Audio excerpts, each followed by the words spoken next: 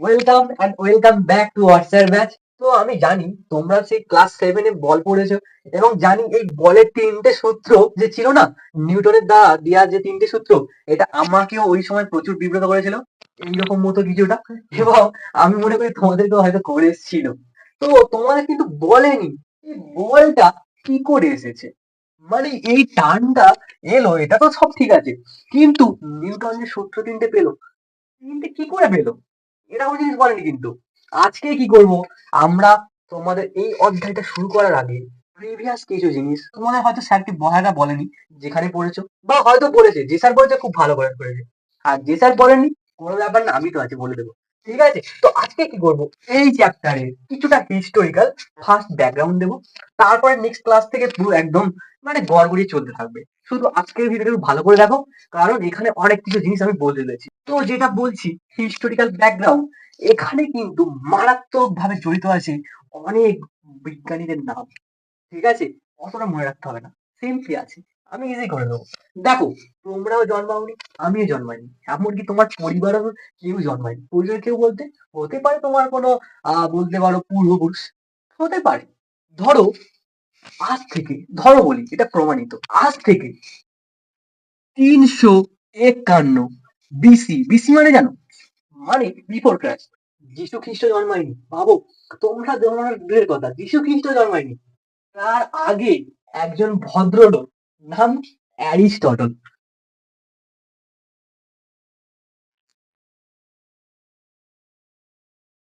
Aristotle ইনি কিছু ধারণা দিচ্ছিল, যে ধারণা কিছু ভ্রান্ত ধারণা হতে পারে, ধারণা লিখে দিই বলছি। এনার যে ধারণা ছিল, প্রথম ছিল এটা, এক নম্বর যেটা ছিল সেটা হলো, কোন বস্তুকে গতিশীল করতে হলে ক্রমাগত নাকি আমাকে বল প্রয়োগ করতে হবে। মানে ধরো কোনো গাড়ি দাঁড়িয়ে আছে, আমি যদি সিম্পলি বলি, ধরো একটা গাড়ি দাঁড়িয়ে আছে, এখন তোমাকে যদি গাড়িটাকে গতিশীল করতে হয়, গাড়িকে বারো ঠেলতে হবে। এটা কি সম্ভব? আমি তো এরকম ধাক্কাও দিতে পারি, হ্যাঁ কি পারি না, ব্যাস গড়িয়ে যাবে তো। তার মানে দেখতে পাচ্ছ এখানে কিছু ত্রুটি আসছে। এবারে আমি প্রশ্ন করছি, কেন আসছে ত্রুটিটা? মানে আমি তো ধাক্কা দিচ্ছি, সেটা ক্ষেত্রে তো এটা কাজ লাগবে, কিন্তু উনি তো এইটা বলেনি। তো এখন এই ধাক্কা দিচ্ছি জিনিসটা, ব্যাপারটা, এই যে জিনিসটা কোথা থেকে আসছে? মানে আমার প্রশ্ন হচ্ছে এটা, যে তোমরা বলছো এটা ভুল বলেছে, উনি এটা ভুল বলেছে, তো প্রমাণ করো, কিছু একটা যুক্তি দাও যেটা এই জিনিসটাকে বলবে যে ইনকারেক্ট। তো বলো সেই জিনিসটা কি, আমি বলে দেবো, টেনশন নেই, তবে একটু ভাবো তোমরা। ঠিক আছে, দ্বিতীয় যেটা বললো, এটা কিন্তু সেটা বলো, ভারী বস্তু দ্রুত পড়ে, হালকা বস্তু ধীরে পড়ে। মানে ধরো, যদি একটা লোহার বল আর একটা কাঠের বল যদি নাও, যদি ফেলে দাও, লোহার বলটা আগে পড়বে, কাঠের বলটা ধীরে পড়বে। নট রিয়েলি, এটা কিন্তু সবসময় না। মানে উনি যে কথাটা বলেছিল সবসময়, মানে এনারা যারা বলছে সবসময় এটা কাজে লাগবে, সবসময় আমি যা বলছি আমি মহান, সবসময় কাজে লাগবে, কিন্তু এরকম না। এটা কিন্তু সবসময় কাজে লাগে না, এমন না কিছু কন্ডিশন আছে দুটোই একসাথে পড়বে, এমনকি প্রমাণও আছে। সত্যি বলতে প্রমাণ এমন ভাবে রয়েছে না, আমি দেবো, সবকিছু দেবো, ঠিক আছে, এই ভিডিওতে দেবো। এবারে আরো চলো আলোচনা করে জেনে নিই। মানে এনার পরে না, ইনি এগুলো বলার পরে বহু বছর কোনো কাজটা চলেনি। মানে বহু বছর আর কোনো কিছু নিয়ে চর্চা হয়নি। এই মতবাদ নিয়ে বাকি সমস্ত বৈজ্ঞানিকরা, সমস্ত লোকেরা ব্যাস খুশি, যা বলেছে ব্যাস কাজে লেগে যাচ্ছে। কিন্তু ঘটনাচক্রে সময় আসে 135 খ্রিস্টাব্দ। সেই সময়ে, মানে এই সময়টাতে দাঁড়িয়ে কিছুজন ব্যক্তি, যারা একটা অন্যরকম ভাবনায় মানে জড়িয়েছিল। কিরকম ভাবনা? তোমরা অনেকেই শুনেছো এই ভাবনাটা, যে পৃথিবী নাকি কেন্দ্রে আছে, আর তার চারিদিকে ঘুরছে সূর্য সহ পাখিরা। জানো এটা ভুল ধারণা, কিন্তু কারা বলেছিল, নাম কি কেউ বলেছে তোমাদেরকে? আমি বলছি, মানে সবার নাম তো বলতে পারবো না, লিখলে বোর্ড ভর্তি হয়ে যাবে, এমনকি খাতা ভর্তি হবে। দুজনের নাম লিখছি, একজন, একজনের নাম লিখছি, ইনি হলেন টলেমি। ঠিক আছে, টলেমি। দ্বিতীয় আরেকজন ছিল প্লেটো। এনাদের মতো কিছু বৈজ্ঞানিকরা, ঠিক আছে, মানে তারা কিছুটা ধর্মে বিশ্বাসী, বা এরকম হতে পারে কিছুটা কারণ, যার জন্য তারা এরকম মতবাদ দিয়েছিল। কি মতবাদটা একটু বলে দিই। যে মতবাদটা দিয়েছিল কি, পৃথিবী কেন্দ্র, মানে কি রকম বলবো, হ্যাঁ ওটাই বলি না, ওটাই বলি চলো, পৃথিবী কেন্দ্রিক মডেল। এরকম একটা মডেল দিয়েছিল যেখানে পৃথিবী সেন্টারে আছে আর তার চারিদিকে সূর্যটা ঘুরছে। এবার বলো তো এরা কি ঠিক বলেছে? ঠিক তো বলেনি। এটা তো আমরা বুঝতে পারছি। এতদিন আমরা ক্লাস 7 পড়েছি, 6 পড়ে এসেছি। আমরা জানি এটা না। কেন্দ্রে সূর্য আছে। এটা সবাই আমরা জানি। তো আমাকে বলো এখানটায় যে তোমরা বলছো এটা ভুল। প্রমাণ দাও। প্রমাণটা দাও বা কে বলেছে এর উল্টোটা তার নাম বলো। তারপরে বলবে। আমি বলে দেবো কোনো সমস্যা নেই। দুটো তাহলে কিন্তু কোশ্চেন দিলাম। আর আজকে সেটা সলভ করে দেবো। ঠিক আছে চলো। নেক্সট এর পরেই কিন্তু আসছে। এরপরে আরো কিছু বছর এইটার কাজ মানে এইটা লোকেরা মেনে নিয়েছিল। তারপরে আরো কিছু বছর পরে কত দেখো 135-এ ইনি বললো। তারপরে 560-এ গিয়ে ভাবো একটা কথা যে 1 বছর পেরোতে আমাদের কতটা টাইম লাগছে। আর 560 বছর মানে ভাবো 135 থেকে 560 মানে কত সময় পরে জিনিসটা বলছি। একজন বিজ্ঞানী নাম হলো জন ফিলোপিনাস। লেখো জন জন না জন ফিলোপিনাস। জন ফিলোপিনাস ইনি কি বললেন? ইনিও একটা দারুণ কথা বলেছিল। এবং দারুণ কথা বলতে থাকুন। অ্যারিস্টটলের নাম বললাম না, অ্যারিস্টটল শুরুতে উনি কি বলছিল যে কোনো বস্তুকে যদি গতিশীল করতে হয় আমাদেরকে ক্রমাগত বল প্রয়োগ করতে হবে। উনি ওই জিনিসটাকে একটু অন্য কিছু বললো। মানে উনি বললেন মানে উনি চ্যালেঞ্জ করলেন, অ্যাকচুয়ালি যদি বই চ্যালেঞ্জ করছে অ্যারিস্টটলকে। কি চ্যালেঞ্জ করছে? বলে যে হয়তো বস্তুটার কিছু নিজস্ব কিছু থাকতে পারে। কিছুর জায়গায় আমি বলছি না কি এখন কি মানে ওখানে আমারও কনফিউশন রয়েছে মানে কিছু বলতে কি জিনিসটা। ঠিক আছে মানে এর ডিটেলিং কোথাও নেই, পাইনি আমি সেরকম খুঁজে। তো উনি কিছুটা বলতে চেয়েছিল, এই কিছুটা আমি জানি না, কিন্তু এটা জানি যে ওই কিছুটা কাজে লাগেনি। মানে উনি অ্যারিস্টটলকে চ্যালেঞ্জ করতে চেয়েছিল, কিন্তু ওই চ্যালেঞ্জিং পার্টটা মিসিং হয়ে গেছে। মানে কিছু মানে করতেই পারলো না। মানে ধরো তোমাকে কেউ চ্যালেঞ্জ করছে, এবারে সে এমন ভাবে কিছু কথা বললো তোমার গায়ে লাগছে না। ভাবো সে কথা প্রযোজ্য হয় তোমার ক্ষেত্রে, চ্যালেঞ্জের ক্ষেত্রে হবে না? তো সেরকমই উনি কিন্তু গ্যালিলিওকে চ্যালেঞ্জ, গ্যালিলিও বলি সরি, অ্যারিস্টটলকে চ্যালেঞ্জ করেছিল। চ্যালেঞ্জ করেছিল কিন্তু। ঠিক আছে সে চ্যালেঞ্জ একটা গান আছে না এরকম। তো যাই হোক, চ্যালেঞ্জ করেছিল কোনো ব্যাপার না। দ্বিতীয় কিন্তু উনি কিন্তু একটা দারুণ জিনিস মানতো, যেটা কিন্তু ওনাকে আমি লেখার কারণ হচ্ছে ওই কারণটা। যার জন্য মানে দেখো একজন লোক যদি কিছু না সত্য মানে তাকে আমি লিখবো কেন? নিশ্চয়ই সে কিছু একটা জিনিস মানতো। হ্যাঁ, সেটাই জন্য কিন্তু আমি ওনাকে বোর্ডে লিখেছি নামটা। উনি কি মানতো? ওনার উনি যেটা মানতেন, উনি কি মানতেন? শূন্যস্থান। শূন্যস্থান বলতে ড্যাশ পূরণ। এই ড্যাশ পূরণের কথা বলছি কি? শূন্যস্থান না। শূন্যস্থান বলতে এই ড্যাশ পূরণের কথা বলছি না। কিছুটা বলতে পারো স্পেস, এরকম টাইপ কিছু বলতে পারো। বা বলতে পারো বাতাস নেই এমন কিছু জায়গা, এটা বলতে পারো শূন্যস্থান। তো উনি কিন্তু শূন্যস্থান মানে এইটা না, শূন্যস্থান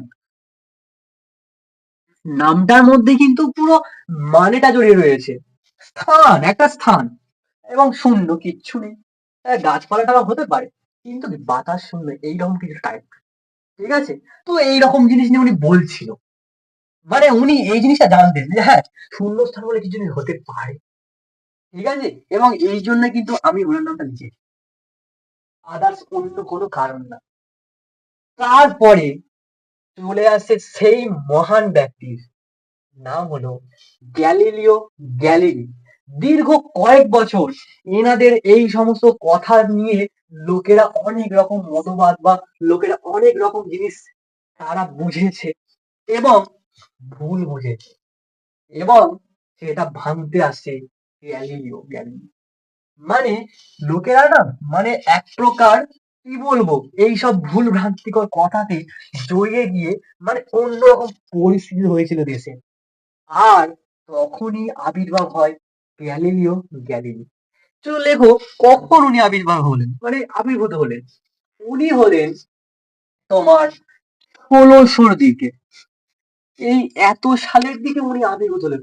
ভাবো, দীর্ঘ কত বছর তাহলে মানুষ ভুলভাল ভেবে চলে এসছে, এবং ভুলভাল ভেবে না, ভুলভাল কাজ করে চলে এসেছে।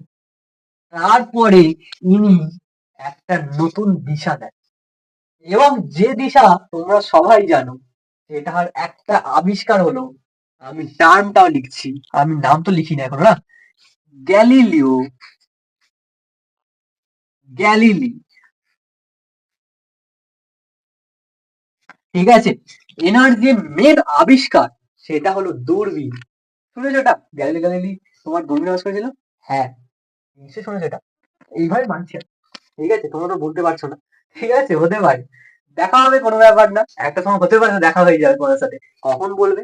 ঠিক আছে, যাই হোক, তো উনি কিন্তু আবিষ্কার করলেন দূরবীন, এবং এই দূরবীন দিয়ে কিন্তু উনি প্লেটো এবং টলেমি এনাদের মতো কিছু লোকেদের ভাবনা ভেঙে দিল। কারণ উনি দূরবীন দিয়ে দেখিয়েছিল যে সূর্য কেন্দ্রে আছে এবং বাকিরা ঘুরছে, অর্থাৎ আমরাও তার চারিদিকে ঘুরছি, অর্থাৎ সূর্যের। এবং এই দূরবীন আবিষ্কারের পরে কিন্তু টলেমি এবং ওদের মতোই বিজ্ঞানীদের ভাবনা ভেঙে গেল। তারপরে উনি, বাকি যে দুজন ছিল না, ফিলোপিনাস আর কি ছিল, অ্যারিস্টটল। দেখো, প্রথমত ভাবনা কিন্তু ওনার কম, মানে প্রভাবশালী বা কম ইন্টেলিজেন্ট এরকম ভাবো না। ওনার যদি ওই জিনিসটা না বলতো, ওই প্রশ্নটা না করতো, গ্যালিলিও কখনোই কিছু করতে পারতো না। বাট নিউটনও, দেখো, নিউটন ভাববে যে মাথায় আপেল পড়েছে বলে গ্র্যাভিটি চলেছে। মেন গ্র্যাভিটি কিন্তু নিউটন আবিষ্কার করেনি, ইন্ডিয়াতে হয়েছিল, সেটা আমি পরে বলবো। ঠিক আছে, তোমরা যে গ্র্যাভিটি পড়েছে না ইন্ডিয়া বলি, নিউটন আসলে কি মাথায় আপেল পড়লো, ব্যাস সূত্র বানিয়ে নিল, ওটাও কিছু না। ইন্ডিয়াতেই ফার্স্ট গ্র্যাভিটি, তারপরে বাকি জায়গায়। ঠিক আছে, অনেক গল্প আছে। ঠিক আছে, এমন ইন্টারেস্টিং গল্প কেউ বলেনি। হ্যাঁ, বলতেও পারি তোমরা শুনেছো, আমি বলছি তাও, মানে আমি এখন সচরাচর দেখতে পাই, তাই আমি বলছি। ইউটিউবে এরকম এমনি স্টোরি বানিয়ে দেওয়া আছে, কিন্তু সচরাচর কেউ পড়ানোর মাঝে এরকম কেউ বলেনি। এটা আমি দেখেছি, লক্ষ্য করেছি। ঠিক আছে, তাই জন্য আমি ওটা বলছি।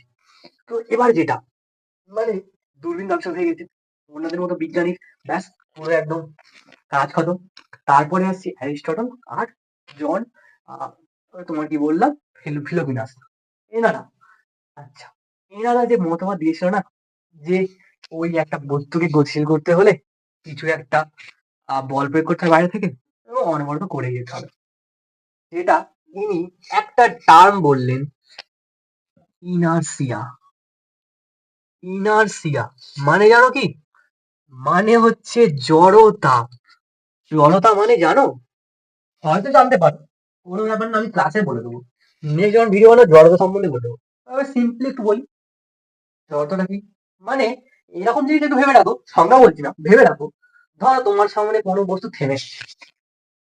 এখন ওই বস্তুটাকে যদি আমরা বল না প্রয়োগ করি, ও চিরকাল থেমে থাকবে, হয় আমি যাবো না কোথাও, এখানে থাকবো। ঠিক আছে, আবার ধরো কোনো বস্তু ছুটছে, খুব স্পিডে ছুটছে, ধরো স্পিডে, ধরো না, ছুটছে।